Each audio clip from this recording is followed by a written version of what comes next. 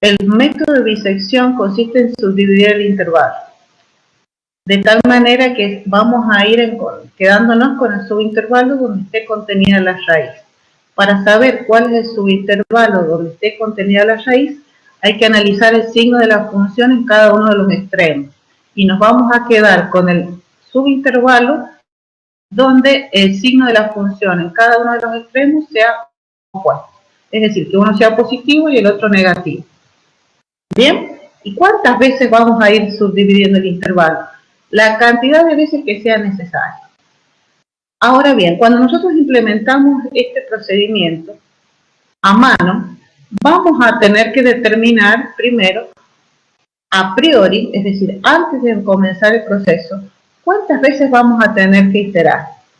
Es decir, cuántas veces tengo que aplicar este procedimiento.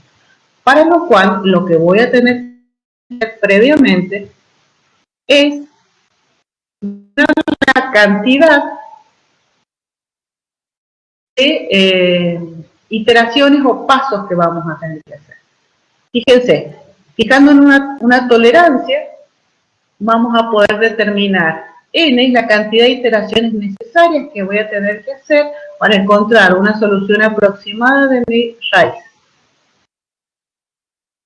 Donde la información que necesito es la tolerancia, es decir, el error con el cual yo quiero lograr mi aproximación, y los valores A y B, que son los extremos del intervalo, que son datos. El intervalo donde nosotros sabemos que está la raíz real. ¿Qué características tiene este método? Este método es un algoritmo sencillo, claro, pero lamentablemente no es muy ventajoso, ya que tiene una lenta convergencia. Es decir, que me voy a aproximar a la solución, va a ser convergente siempre, pero la convergencia va a ser lenta. Vamos a hacer un ejemplo para ir analizando el procedimiento. Vamos a tomar un ejemplo sencillo. Vamos a, usando el método de bisección, vamos a obtener la aproximación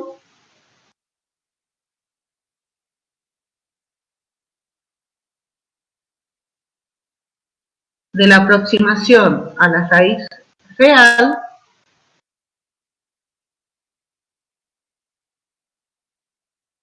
en el subintervalo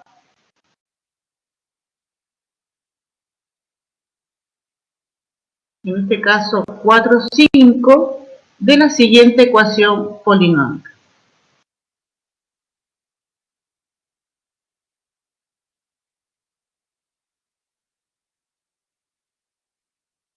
La ecuación polinómica es 2 por x a la cuarta menos 9x al cubo menos 8x menos 10 igual a 0.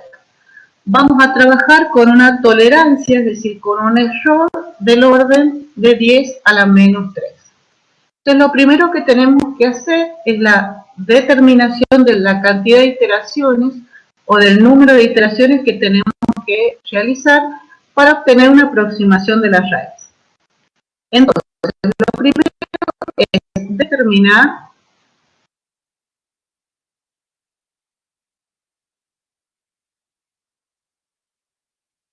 el número de iteraciones, utilizando la expresión que habíamos visto con anterioridad. N va a ser mayor que el logaritmo de b menos a menos el logaritmo de la tolerancia dividido en el logaritmo de 2. Aquí he puesto la igualdad y no corresponde. N entonces tiene que ser mayor que el logaritmo de b menos a menos el logaritmo del error o tolerancia dividido en el logaritmo de 2. Va a ser igual al logaritmo de b menos a de 5 menos 4, logaritmo decimal menos el logaritmo de 10 a la menos 3 dividido en el logaritmo de 2. Al operar, esto nos da aproximadamente 9,96 iteraciones, es decir, aproximadamente 10 iteraciones, porque tiene que ser siempre un valor entero. Bien, para trabajar en encontrar la aproximación, tenemos que hacer un cuadro, donde n es la cantidad, el número de iteración. En este caso, vamos a tener que saber quién es el valor a, el límite inferior, que es 4. Y nos interesa evaluar la función en a. Después, el valor b, voy a hacer un poquito más fácil, que es 5, y la función en b. Vamos a evaluar ahora el punto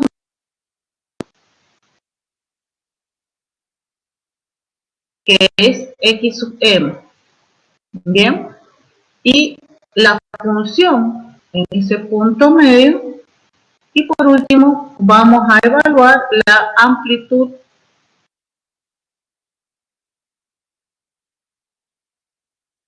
del intervalo.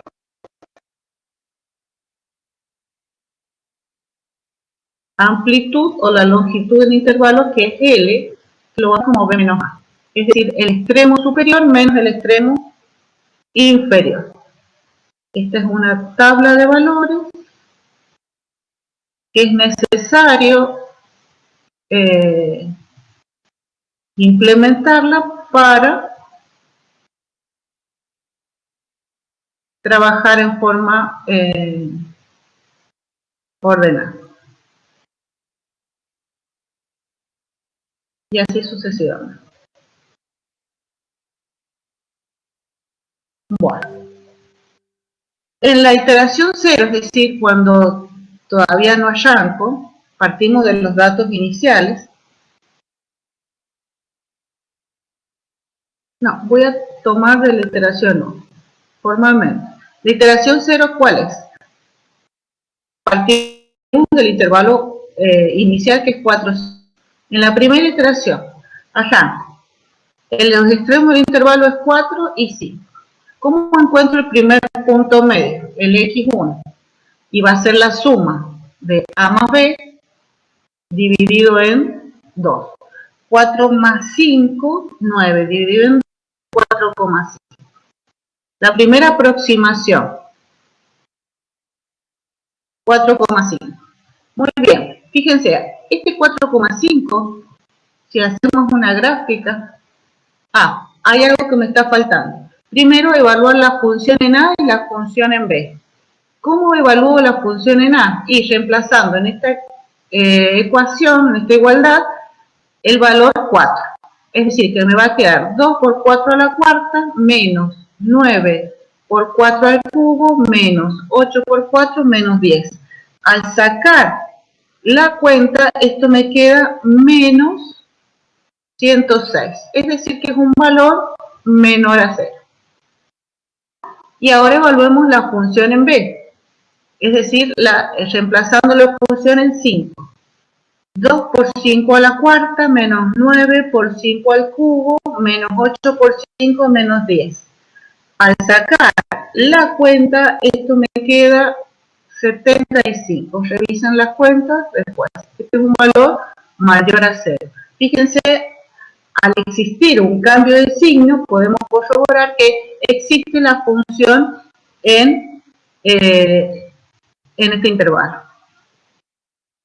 Es decir, que vamos a tener una situación como esta.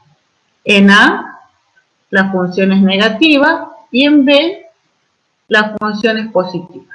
El valor que yo estoy buscando, la aproximación de la raíz, sería esta. Este es el valor exacto. Cosa que vamos a ver qué obtenemos. Lo primero que hacemos es encontrar el valor x1, que es el punto medio. Que, fíjense, va a ser un valor intermedio acá. Bueno, no estoy respetando bien las divisiones. Ya lo encontramos. Ahora tenemos que ver con cuál de los dos subintervalos me voy a quedar, con el intervalo AX1 o el intervalo X1B. Tengo que evaluar para ello la función en X1, es decir, tenemos que evaluar aquí es igual la función en 4,5. Reemplacemos 4,5 en esta función. Al reemplazar la función en la función 4,5 nos va a quedar 2 por 4,5 a la cuarta menos 9 por 4,5 al cubo menos 8 por 4,5 menos 10. Y eso nos queda menos 46. Y la longitud del intervalo es L igual a B menos A, que es 5 menos 4 igual a 1.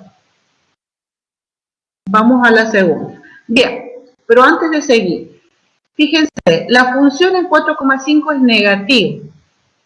Es decir que el valor X1 sigue siendo negativo, igual que en A. Es decir que en su intervalo AX1, los dos extremos del subintervalo tienen signo negativo en la función. Por lo tanto, en este intervalo no hay raíz. En este ejemplo, descarto este subintervalo y me voy a quedar trabajando con el subintervalo X1B. Con este subintervalo vamos a seguir trabajando. Por lo que el valor X1 ahora ha desplazado, ¿sí? Va a tomar el lugar del valor A. Por lo tanto, este punto medio va a ocupar el lugar del extremo inferior del intervalo. Ahora ya no va a ser 4, sino va a ser 4,5. El otro extremo sigue siendo 5. Bien, ¿se entendió eso? ¿Por qué el valor 4,5 desplaza el valor 4? Porque, fíjense, lo desplaza porque ahora me voy a quedar con un subintervalo donde está contenida la raíz mucho más pequeñito, por lo que el valor A, chao, se fue. Ahora bien, trabajemos con este nuevo subintervalo que es el subintervalo 4,5, 5. Tenemos que evaluar el valor X2.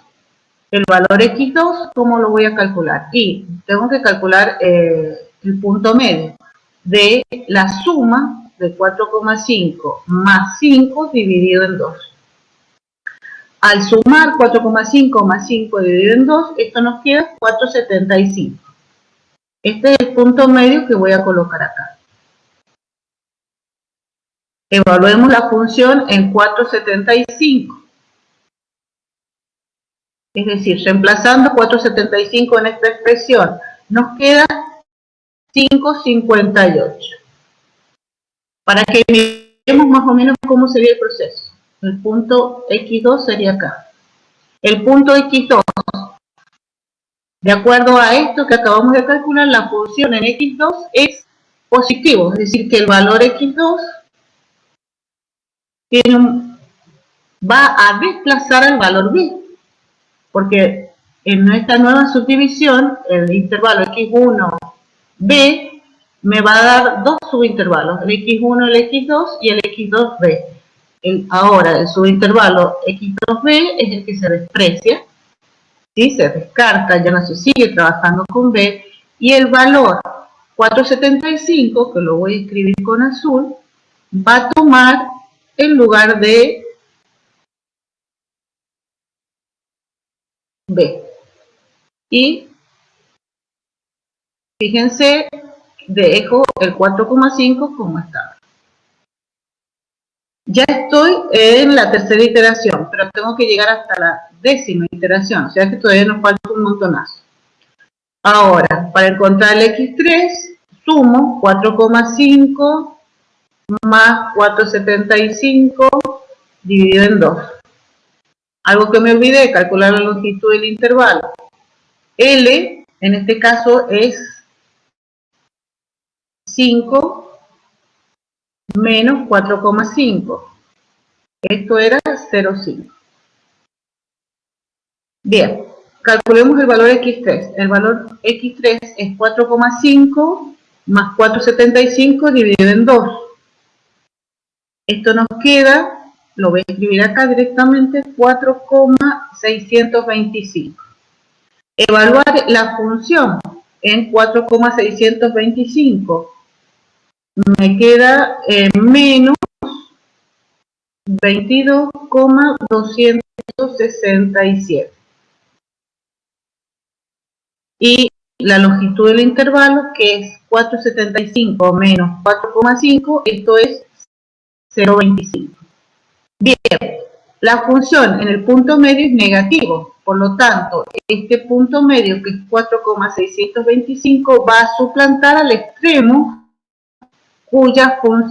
al extremo que me da, reemplazado en la función, valor negativo. Es decir, que este 4,625 va a reemplazar al 4,5. El otro queda como está. Y así sucesivamente. Sumamos estos dos valores, los dividimos en 2. Nos queda 4,625 más 4,75, 4,6875.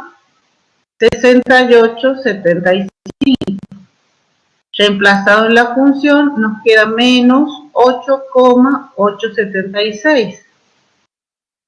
Si restamos 4,75 menos 4,625, esto ya nos queda 0,125. Observen cómo está disminuyendo la amplitud del intervalo. Se va achicando considerablemente. Y el valor de la función se va también tendiendo a disminuir, es decir, tendiendo a cero. Más allá de eso, sigamos. Vamos con la quinta iteración. ¿Cómo seguimos? Este extremo, el punto medio, 4,6875, que reemplazó en la función es menos 8,87. ¿Cuál de los dos extremos voy a reemplazar? ¿El A o el B? ¿El extremo inferior o el extremo superior? Bien, nadie. ¿Se entiende? El resto de la clase va entendiendo cómo el proceso